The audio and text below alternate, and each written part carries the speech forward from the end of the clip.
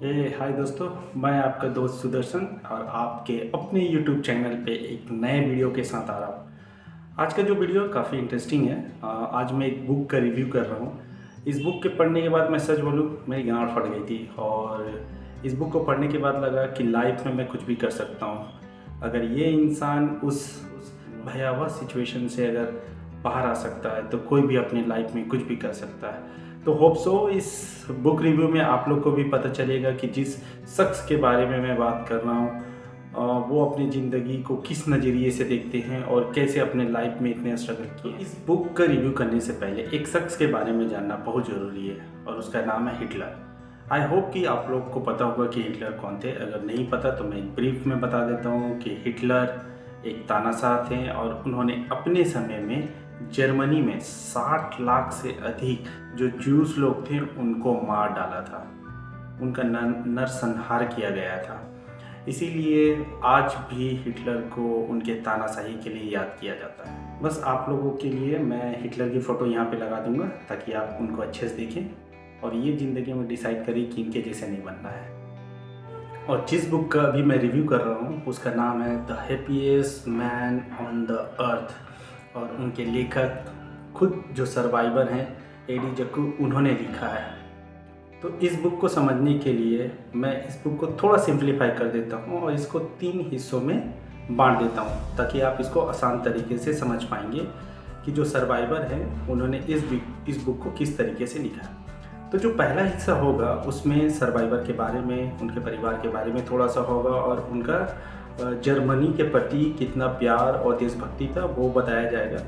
Second भाग में जो ऑथर हैं कैसे जो नाजी ग्रुप थे या हिटलर के जो नाजी सैनिक थे उनका शिकार कैसे होते हैं, उनको बंदिश कैसे बनाई जाती है और उस कारागाह में जिसे हम कंसंट्रेशन कैंप कहते हैं वहाँ पे वो किस तरीके का चैलेंजेस फेस करती है वो सेकेंड पार्ट में आ जाएगी।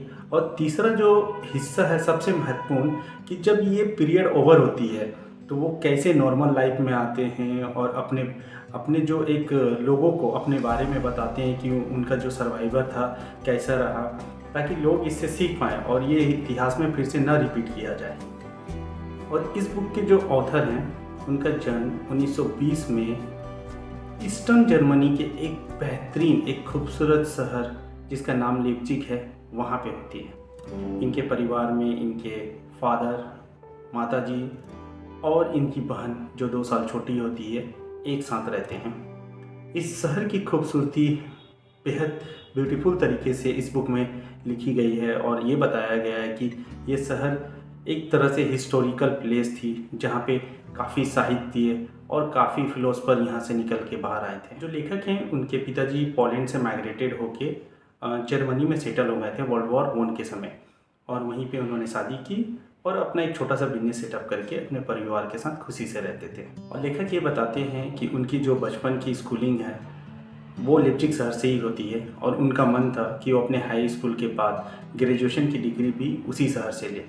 बट एक दिन अचानक उनको स्कूल से निकाल दिया जाता है ये बोल के कि वो जूइश हैं और उनको जर्मनी में एजुकेशन लेने का कोई हक नहीं है। अगर आज के कॉन्टेक्स्ट में अगर कोई ऐसे करता है तो वह जो खून खोल जाएगा, आज तो बवाल ही हो जाएगा भाई। खैर, लेखक के जो पिताजी होते हैं उनको ये पसंद नहीं आती है बात और वो अपने पॉलिटिकल कनेक्शन के दम पे अपने बेटे का एक जाली सर्टिफिकेट बनवाते हैं और लीप्जिग शहर के जो दक्षिणी छोर वहाँ पे एक मैकेनिकल इंजीनियरिंग कॉलेज जो होती है वहाँ पे उनका एडमिशन करवा देते हैं। और इस मैकेनिकल कॉलेज में जो ऑथर हैं वो एक नए नाम के साथ, एक नई पहचान के साथ अपनी एजुकेशन को कंप्लीट करते हैं। इस कॉलेज में उनका नाम वॉल्टर रहता है जो एक जर्मनी के परिवार का एक ऑर्फन बच्चा होता है। और ऑथर अपनी डिग्री कंप्लीट करके इसी शहर में 7 मंथ तक एक जॉब में रहते हैं और इस दौरान वो अपने परिवार को काफ़ी मिस करते थे और अपने आप को अकेला महसूस करते थे। और एक दिन वो अपने परिवार वालों से मिलने के लिए निकल पड़ते हैं और वो टाइम होता है अपने माता पिता के 20वें शादी सालगिरह के तौर। ऑथर को ये नहीं पता होता है कि ये डिसीजन उनके लाइफ में एक नया मोड़ लेके आएगी, क्योंकि जहाँ वो रह रहे थे अभी उनको ये पता ही नहीं था कि उनके शहर में क्या हो रहा है, नाजीज उनके लोगों के साथ क्या कर रहे हैं। वो जब अपने घर पहुँचते हैं तो देखते हैं कि घर में कोई नहीं होता है और घर पूरी चारों तरफ से अंधेरा रहती है। उसके पास घर की चाबी होती है, इसलिए वो वहाँ घर पे ही उस रात को सो जाते हैं। बट जैसे ही सुबह 5 बजती है, नाजिस के लोग आते हैं और उसके घर के दरवाजे को तोड़कर उसे बाहर निकालते हैं और उसे पूरी तरह से मारते पीटते हैं और अधमरा कर देते हैं। और उसकी बाह के जो कपड़े होते हैं उसको फाड़ते हैं और स्वास्तिक का एक जो चिन्ह होता है, एक साइन होता है, उसके बाह में छाप देते हैं। एक बार तो ऑथर को ऐसा लगता है कि आज उनका इस धरती पे लास्ट डे है। बट बाद में पता चलता है कि ये नाजिस लोग उन्हें मारने नहीं आए हैं, बस उसे ह्यूमिलिएट करने आए हैं। और जो वहाँ के लोगों हैं उनको एक मैसेज दे रहे हैं कि जो भी जूस की मदद करेंगे उनके साथ यही होगा। उसके बाद जो नाजिस सैनिक थे वो ऑथर को एक ट्रक पे लोड करके ले जाते हैं और इस दौरान ऑथर एक बहुत बड़ा क्वेश्चन उठाती है कि ऐसा क्या हो गया कि जो अपने लोग थे वो आज हमारे दुश्मन बन गए। शायद ये लोग कमज़ोर पड़ गए, इसी वजह से आज कोई भी हमारा साथ नहीं दे रहे हैं। अगर ये हिम्मत जुटा पाते और ये बोलते कि ये गलत है तो शायद ये जो हॉलोकॉस्ट हुई वो कभी नहीं हो पाती। खैर, जब लेखक कंसंट्रेशन कैंप में पहुंचती है तो उनकी स्थिति इतनी गंभीर होती है कि जो वहाँ के इंचार्ज होते हैं वो पैनिक हो जाते हैं और उनको हॉस्पिटल भेज देते हैं ताकि उनका इलाज हो पाए और उनके पास वापस फिर आया जाए। कहानी को लंबा ना करते हुए अब मैं फोकस करूँगा जो कंसंट्रेशन कैंप थी वहाँ पे किस तरह के अत्याचार होते थे और ऑथर और वहाँ के लोग कैसे सरवाइव किए। जब ऑथर पहली बार कंसंट्रेशन कैंप पे पहुँचते हैं और इतने लोग वहाँ पे होते हैं और सही तरीके से रहने का कोई अरेंजमेंट नहीं होता है तो एक के ऊपर उनको सोना पड़ता है और ये स्थिति काफ़ी भयावह होती है। ऑथर ये भी बताते हैं कि नाजिस के जो सैनिक थे वो कंसंट्रेशन कैंप में एक बहुत ही खतरनाक गेम खेलते थे। वो करते क्या थे, वो जो कंसंट्रेशन कैंप के गेट थे उनको ओपन करते थे और लोगों को बोलते थे कि आप भागो, जो बच गए वो बच गए। लोग करते क्या थे, वो वहाँ से भागते थे और नाजिस के जो सैनिक थे वो उनको पीछे से गोली मारते थे। और वो इसलिए करते थे क्योंकि उस कंसंट्रेशन कैंप पे ओवर पॉपुलेशन था और उस ओवर पॉपुलेशन को कम करने के लिए उन्होंने ये तरीका अपना रखा था जो कि काफ़ी टेरेबल और हीनियस था। ऑथर एक और कंसंट्रेशन कैंप जिसे ऑस्विच कहा जाता है उसके बारे में बताते हैं कि वो एक मरने वाली जगह थी जहाँ पे लोगों को नंगा होकर सोना पड़ता था और सोने के लिए कोई अरेंजमेंट नहीं होती थी और टेम्परेचर -8 डिग्री होती थी। तो आप सोच सकते हैं कि वो लोग हर दिन कैसे जीते थे। और ऑथर ये भी बताते हैं कि हर दिन 10 से 12 लोग ठंड की वजह से मर जाते थे।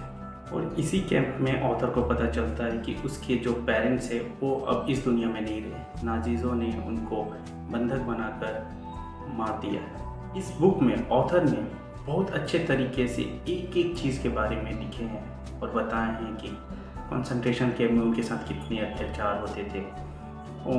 वो जब कंसंट्रेशन कैंप से भागे थे तो कैसे उनको सरवाइव करने के लिए ज़िंदगी से लड़ना पड़ा था, जूझना पड़ा था।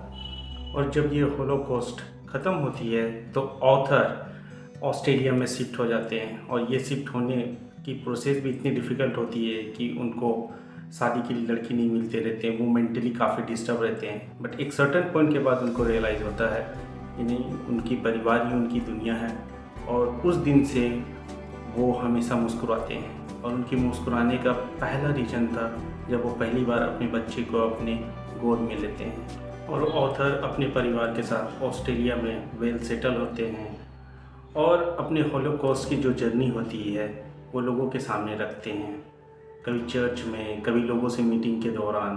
बट वो ये बात हमेशा अपने परिवार को छिपाते हैं, बट समहाउ उनके परिवार को पता चल जाता है। और उसके बाद एडी जग्गू हमेशा ओपनली अपने एक्सपीरियंस के बारे में शेयर करने लगते हैं कि उनके साथ क्या ज़िंदगी ने मोड़ लिया था और कैसे नाजिस लोग उनको परेशान किए थे, जूइश लोगों को परेशान किए थे।